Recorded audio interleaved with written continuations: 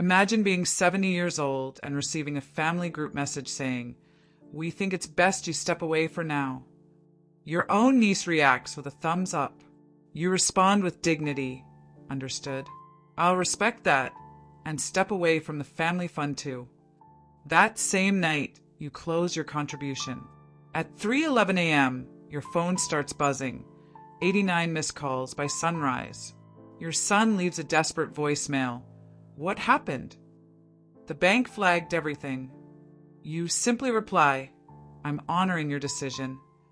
That was before they discovered everything else you had saved up.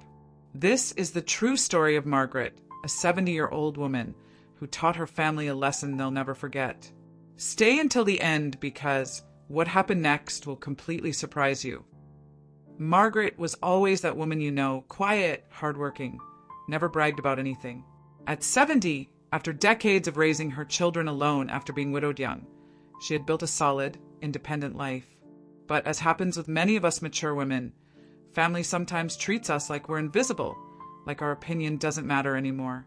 And that's exactly what happened during a tense family dinner, where Margaret dared to disagree with some financial decisions her children were making with the family business. You know how it is. When we reach a certain age, some family members start treating us like we're too fragile to understand important things. Margaret didn't accept that quietly. She expressed her concerns with the education and respect that a woman of her experience deserved. But instead of listening, the family decided she was being difficult and meddlesome. The tension grew so much that 3 days later, that message arrived in the group. "Mom, we think it's best you step away for now. We need some time." Her favorite niece, the one Margaret had helped pay for college, simply reacted with a thumbs up. Imagine the heartbreak this lady felt. But here's where the story gets interesting, and where Margaret teaches us a valuable lesson about dignity and self-worth. At 70, this woman had already learned that sometimes the best response isn't words, but actions. Margaret didn't cry, didn't beg, didn't humiliate herself. She simply typed, "Understood. I'll respect that," and step away from the family fund too. At that moment, nobody paid much attention to that second part of the message. They were so focused on teaching Mom a lesson that they didn't stop to think about what those words really meant. You see, Margaret wasn't just a retired grandmother. For decades, she had been the silent financial backbone of the family. When her husband died young, she didn't just raise the children alone. She built a discreet empire, working double shifts, investing every extra penny, buying properties when nobody was paying attention. But like many women of our generation, she never bragged about it. She simply did what needed to be done.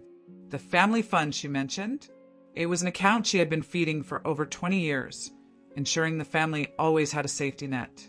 The children knew there was money saved, but they never questioned where it came from or how much it was. They simply assumed it would always be there. If you're enjoying this story and identify with Margaret, please subscribe to our channel. Stories like this show that it's never too late to value our own strength. And we want to continue bringing content that celebrates the wisdom and experience of mature women. Your support helps us grow and reach more people who need to hear these messages. Margaret didn't waste time.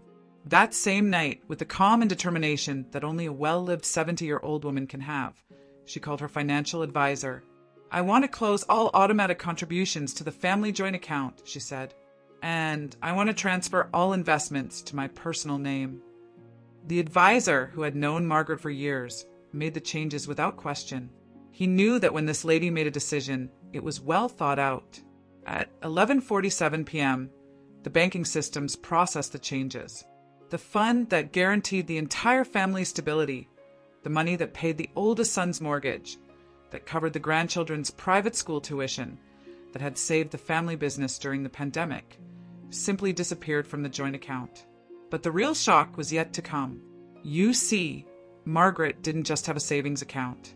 Through decades of discreet work and smart investments, she had accumulated a portfolio that included 3 commercial properties, stocks in various companies, and even a small stake in the company where her youngest son worked, without him knowing.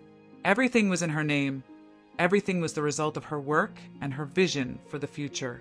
At 3:11 a.m., when the banking system sent automatic notifications about the account changes, Margaret's phone started ringing. And ringing. And ringing. 89 missed calls by sunrise. Margaret slept peacefully for the first time in weeks, with her phone on silent. When she woke up, there were dozens of desperate messages. The oldest son, "Mom, the mortgage was rejected. What's happening?" The daughter-in-law, "Margaret, please call me. The school is billing for tuition." The middle son, "The accountant said our main account is empty." And the thumbs-up niece? She had sent a message at 4:30 a.m. "Aunt Margaret, I think there was a bank error." Margaret had her breakfast, read all the messages, and responded only to the family group. "I'm honoring your decision to have me step away." That includes stepping away financially, too. That's when it hit them. During an emergency family meeting, which Margaret obviously didn't attend, they discovered the real extent of what they had lost. Margaret wasn't just the grandma who gave some pocket money here and there. She was the owner of 60% of the assets that sustained the entire family's lifestyle. The house where the oldest son lived? It was hers. He just paid a symbolic fee. The daughter-in-law's new car? Financed through one of Margaret's companies. The grandchildren's private college? Paid directly by her. The family business they thought was theirs. Margaret was the silent majority investor. 30 years of discreet work, smart investments, being the family's financial backbone while they treated her like a little old lady who didn't understand money. The calls didn't stop. Now it wasn't just 89 per night. They were constant throughout the day. Margaret, with the wisdom of someone who had seen it all in life, didn't answer any of them. She knew that if she answered at that moment, it would only be to hear empty apologies and desperate promises. Instead, she did something that many of us mature women should learn to do more. She set her own terms. After a week of silence, Margaret sent a message to the group. "When you're ready for a respectful conversation about how we treat each other in this family, I'll be here. Until then, I'll continue respecting your request for me to step away." The turnaround was immediate. Flowers arrived at her door. Handwritten cards. The thumbs-up niece showed up crying at the gate. The children finally understood they had made the gravest mistake a family can make, discarding the wisdom and contribution of the one who loved them most. But Margaret didn't give in easily. At 70, she had learned that true forgiveness comes with real behavioral changes, not just pretty words in moments of desperation. If this story is touching your heart, leave a comment telling us how you felt. Your participation is very important to us and helps us better understand what you want to see here. Margaret's family reconciliation happened, but on her terms. She established some non-negotiable rules. Monthly family meetings where everyone would have a voice and vote in important decisions, respect for elders' opinions, and total transparency about financial matters. Margaret also made sure the entire family knew exactly what her financial contribution was, not to brag, but to ensure it would never again be taken for granted. Today, Margaret continues to be the family's pillar, but now she's treated with the respect and dignity she always deserved. The thumbs-up niece? She became one of Grandma's biggest offenders, learning a valuable lesson about how our online actions can deeply hurt the people we love. Margaret's story teaches us something fundamental. It's never too late to establish healthy boundaries and demand the respect we deserve. At 70, she proved that age doesn't make us irrelevant. It makes us wiser about what's worth accepting and what needs to change. Her courage to value herself inspired not only her family, but also other women in her community who are going through similar situations. Thank you for watching Margaret's incredible story all the way through. If this story inspired you as much as it inspired us, please give it a thumbs up to help us reach more people who need to hear this message. Share it with that friend who sometimes feels undervalued by family. She needs to know she's not alone and that it's never too late to stand up for herself. Subscribe to our channel and hit the notification bell so you don't miss any of our stories of overcoming and empowerment. We really want to hear from you. Have you been through a similar situation? How did you deal with family disrespect? Tell us in the comments. Your experience could help other women going through the same thing. And if you have a story of overcoming to share, a situation where you had to stand up and show your strength, send it to our email, seniorliferealities@gmail.com.